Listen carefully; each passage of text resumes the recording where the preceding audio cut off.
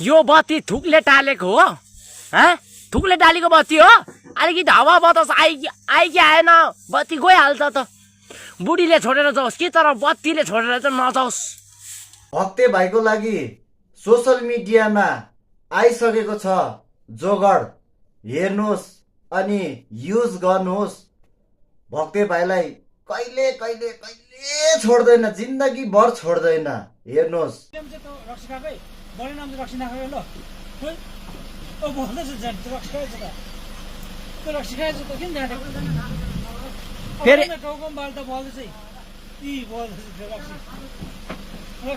यसको बोल्दैन नि